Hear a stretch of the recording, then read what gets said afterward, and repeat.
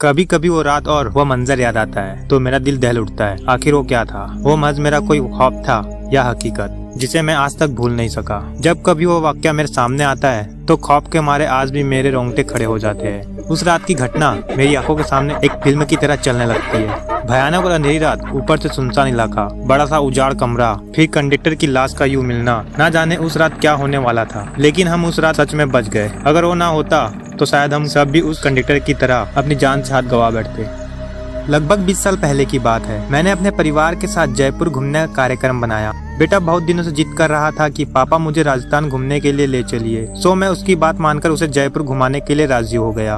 मैं, मेरी पत्नी रीमा, बेटा संयम घर से जयपुर के लिए रवाना हो गए। हमने 2 दिन में पूरा जयपुर घूम लिया, लेकिन मेरे पास अभी 2 दिन की छुट्टी और भी बची थी। तो मैंने सोचा क्यों न अजमेर शरीफ भी हो आते हैं। चूँकि हमारी ये प्लानिंग अचानक हुई थी तो हमें जल्दबाजी में बस का सहारा लेना पड़ा। उस बस में और भी यात्री थे, खासकर बुजुर्गों की संख्या ज्यादा थी। हमारी जैसी केवल एक ही फैमिली थी जो कि बस में यात्रा कर रही थी। बस में यात्री भी कम थे क्योंकि बस भी थोड़ी खटारा थी, इसलिए शायद उसमें ज्यादा यात्री नहीं बैठे होंगे। करीब रात के 8 बजे बस अपने मंजिल की ओर रवाना हो चली। हम तीनों अपनी अपनी सीट पर टेक लगाकर बैठ गए। संयम तो सो गया, लेकिन मुझे और रीमा को बीच बीच में हल्की फुल्की झपकी सी आ जाती थी। एक तो वीरान और अनजानी जगह, ऊपर से खटारा बस में मुझे अनकंफर्टेबल सा लग रहा था। ड्राइवर को भी शायद बहुत जल्दी थी मंजिल तक पहुंचने की, इसलिए वह भी बस को तेज रफ्तार से भगाया जा रहा था। अंदर से डर भी लग रहा था कि कहीं वो बस को ठोक ना दे, क्योंकि अंधेरा घना था। साथ में सुनसान सड़क के किनारे जिन पर ना कोई दिख रहा था और सड़क पर भी इक्का दुक्का वाहन दिखाई दे रहे थे। कुछ बुजुर्गों ने तो ड्राइवर को टोका भी कि बस की रफ्तार जरा धीमी करो। कुछ समय तक तो उसने बस को धीमी रफ्तार में चलाया,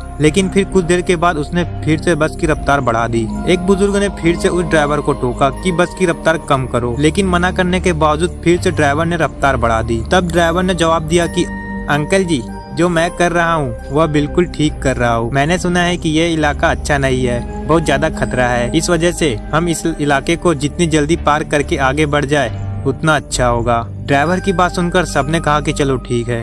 बस तेज रफ्तार से आगे बढ़ रही थी कि तभी एक तेज आवाज के साथ बस का थोड़ा संतुलन गड़बड़ा गया और बस थोड़ी दूर बढ़ी और रुक गई। अब सब हक्का बक्का रह गए थे कि अचानक ये क्या हुआ। इतना खतरनाक इलाका और बस का रुकना, किसी का भी जी डर जाएगा। ड्राइवर ने अपनी टार्च जलाई, बस के नीचे उतरा और उसने देखा कि क्या बात है, बस को आखिर क्या हुआ, वह रुकी क्यों। कुछ देर के मुआयने के बाद उसे पता चला कि बस के पीछे के दोनों पहिए पंचर हो चुके हैं और बस में एक्स्ट्रा पहिए भी नहीं है जिससे उसकी मरम्मत हो सके। अब क्या किया जाए? सभी सोच में पड़ गए। रेतीली अनजान जगह, अमावस की घड़ी काली रात, जंगली जानवरों का डर और बस का यूं खराब हो जाना, सबके तो जैसे होश ही उड़ गए थे कि अब क्या करे और क्या ना करे। किसी के कुछ भी समझ में नहीं आ रहा था। तभी कंडक्टर को थोड़ी दूर एक रोशनी दिखाई दी। उसने सबसे कहा कि देखो, वहाँ रोशनी दिखाई दे रही है, हो सकता है कि वहाँ कोई गांव हो। चलो सब वहाँ चलते हैं, शायद रात भर के लिए कोई सुरक्षित जगह मिल जाए। अगर एक कोठरी भी मिल गई तो तब सब वहाँ एक साथ बैठकर रात को गुजार सकते हैं। सब कंडक्टर की बात से सहमत हो गए। सबने अपना अपना सामान उठाया और चल पड़े उस रोशनी की ओर। जैसे ही वह सब उस रोशनी के नजदीक पहुँचे तो हमें एक बड़ी सी कोठरी दिखाई दी, जिसे देखने से लग रहा था कि वह कोई बहुत पुरानी सराय है जहाँ भूले भटके मुसाफिर रुकते होंगे। सब कोठरी के दरवाजे के बाहर खड़े हो गए। ड्राइवर ने हिम्मत करके दरवाजे की संकल खटखटाई। एक बहुत ही बूढ़े व्यक्ति ने दरवाजा खोला। उनके सिर पर एक बड़ी सी पगड़ी थी, गले में पुराने जमाने का कोई आभूषण था, कानों में भी कुंडल पहन रखे थे। कुर्ते के ऊपर उन्होंने एक सदरी पहन रखी थी, कमर में धोती, पैरों में पुराने जमाने की ऊँट के चमड़े की बनी मोजड़ी पहन रखी थी और हाथ में एक बड़ा सा लठ भी ले रखा था। वो और उनका पहनावा बहुत ही अजीब लग रहा था। तभी कंडक्टर ने बड़ी हिम्मत करके कहा, ताऊ साहब, बस पंचर हो गई है। हम सबको रात गुजारने के लिए अगर आपकी कोठरी में थोड़ी जगह मिल जाती तो बड़ी मेहरबानी होती। उस कोठरी के मालिक ने बोला, डरने की जरूरत कोई ना है, यह सराय मैंने तो भूले भटके मुसाफिरों की मदद के लिए ही बनाई है। मैं चौधरी सुमेर सिंह और हमारी घरवाली धन्नो ही मुसाफिरों का ख्याल रखते हैं। आप सब लोग भीतर पधारो, जो हम दोनों से बन पड़ेगा तो आपकी मदद करेंगे। कंडक्टर बोला, बहुत बहुत धन्यवाद ताऊ साहब, बड़ी मेहरबानी जो इस अनजान जगह में आप हमारी मदद करने को राजी हो गए।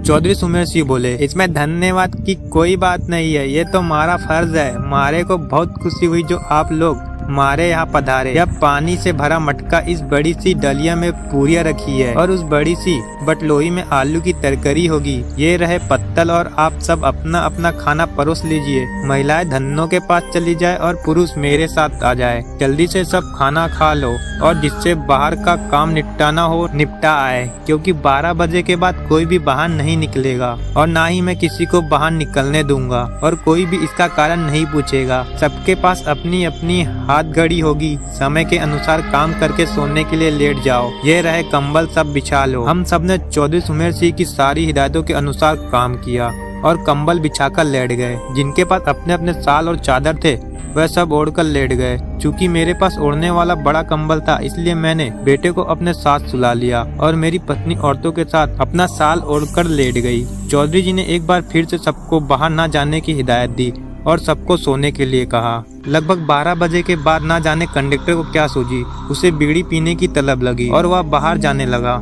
चौधरी जी ने उसे बहुत रोका, लेकिन वह नहीं रुका। कंडक्टर के बाहर जाने के बाद चौधरी जी ने जल्दी से कोठरी के किवाड़ बंद कर दिए और साथ में पटरे की मदद से किवाड़ को मजबूती से बंद कर दिया ताकि कोई भी भीतर न आ सके और सारे रोशनदान और खिड़कियों को भी बंद कर दिया। कुछ देर के बाद बाहर से बहुत बुरी बुरी और डरावनी आवाजें आने लगी। साथ में कंडक्टर की भी आवाज सुनाई दी। वह जोर से चिल्ला रहा था और बचाओ बचाओ कह रहा था। कोठरी के कुछ लोग कंडक्टर की मदद के लिए बाहर जाने की सोच रहे थे, लेकिन चौधरी जी ने उन्हें सब ये कहकर रोक दिया कि अगर सब बाहर गए तो सर्वनाश हो जाएगा। वह शैतान अगर भीतर आ गया तो हम में से कोई भी जिंदा नहीं बचेगा। सब अपनी जान के विषय में सोचकर पीछे हट गए। फिर चौधरी जी ने सबसे कहा कि सब अपनी अपनी जगह पर लेट जाए और उनकी बात मानना हम सबकी मजबूरी थी। हमने सबने वही किया जो चौधरी ने कहा था। एक आध घंटे बाद सबको नींद आ गई। हम सब सुबह जगे तो वहाँ का मंजर देखकर दंग रह गए। हम सब रेत पर लेटे थे और वहाँ से कोठरी गायब थी। केवल हम लोगों का सामान ही पड़ा था। वहाँ 2 समाधियाँ बनी थी जिन पर चौधरी सुमेर सिंह और धन्नो सिंह लिखा था। हम सब यह देखकर हैरान थे कि आखिर रात को जो हुआ था वो ख्वाब था या फिर हकीकत। तभी वहाँ के एक चरवाहा अपनी भेड़ों के साथ निकला। उसको हम लोगों ने सारी बात बताई तो उसने बताया कि यह बहुत समय पहले एक सराय हुआ करती थी जिसकी रखवाली चौधरी सुमेर सिंह और उनकी पत्नी धन्नो किया करते थे और उन दोनों के स्वर्गवास के बाद आज भी उनकी आत्माएं भटके हुए मुसाफिरों की मदद करती आती है।